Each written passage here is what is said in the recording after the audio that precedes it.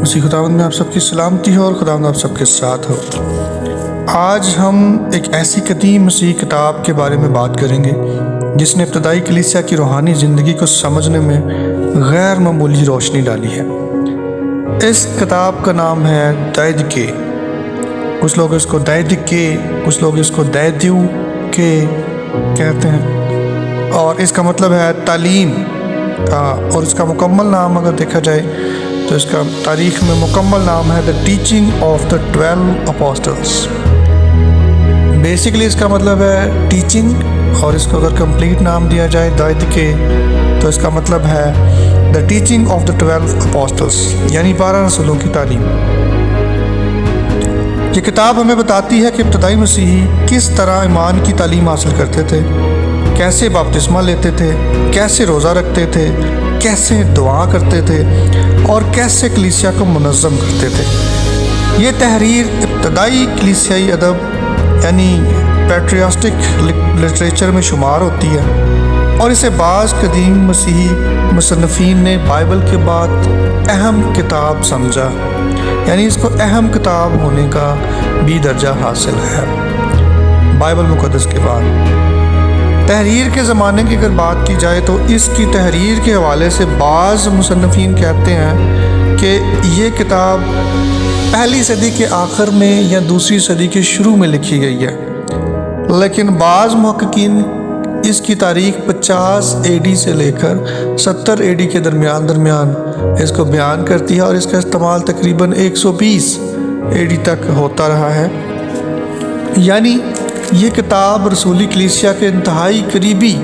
دور کے اندر پائی جاتی ہے، اس لیے بائبل مقدس کے بعد اس کتاب کو بہت زیادہ اہمیت حاصل تھی،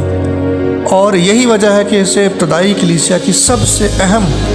غیر بائبلی دستاویز ہونے کا بھی اعزاز حاصل ہے۔ اس کتاب کی جو دریافت ہے یہ بڑی حیرت انگیز ہے۔ صدیوں تک یہ کتاب گم رہی، صدیوں سے مراد کہ 120 AD کے بعد یہ کتاب جو ہے وہ دستاویز جو ہے وہ رکھی گئی کتب خانے کے اندر، لیکن اسے باقاعدہ طور پر منظر عام پہ نہ لایا گیا۔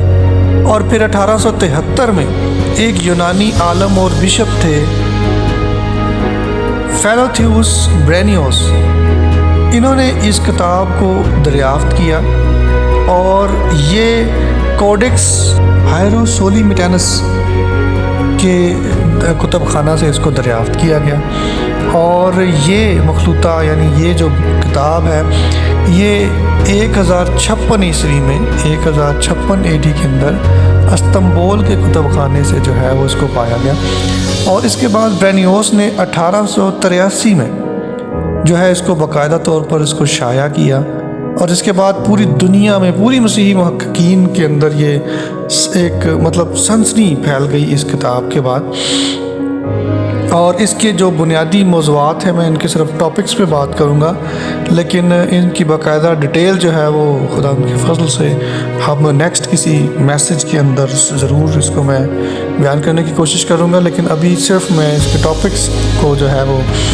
آپ کے ساتھ شیئر کروں گا، یہ جسٹ کیونکہ انٹروڈکشن ہے اس کا۔ تو یہ کتاب جو ہے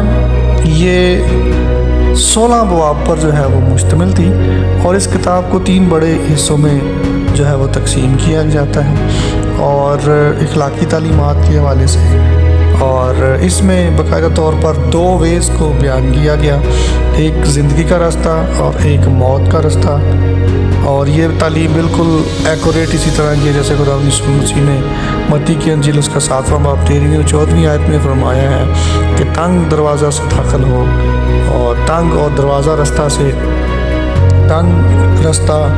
اور کشادہ رستہ سے ہی اس کو تشبیہ دی گئی ہے، اور اس میں 2 ویز کا ذکر ہے، زندگی کا رستہ اور موت کا رستہ۔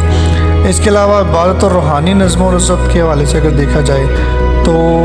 ابتدائی کلیسیا کے جو عبادتی نظام ہے وہ بھی اس دیدکے کتاب کے اندر بڑا منظم طریقے سے لکھا گیا ہوا ہے۔ اس کے علاوہ بپتسمہ کی جو ہدایت ہے، بپتسمہ کیسے دیا جاتا ہے، اس کے علاوہ روزے کے اصول، کس دن روزہ رکھا جاتا ہے، کیسے کیسے رکھا جاتا ہے، اس کے علاوہ دعا کرنے کا طریقہ، اسپیشلی دعائے ربانی کو بڑا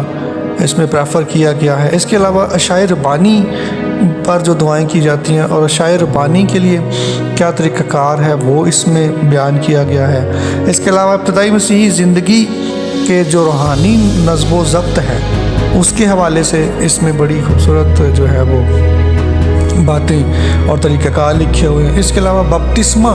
کیسے لیا جاتا ہے، بپتسمہ کے حوالے سے ڈائری کے بک کے اندر بڑی تفصیل کے ساتھ لکھا ہوا ہے۔ اس میں اسپیشلی میں یہ بیان کرتا جاؤں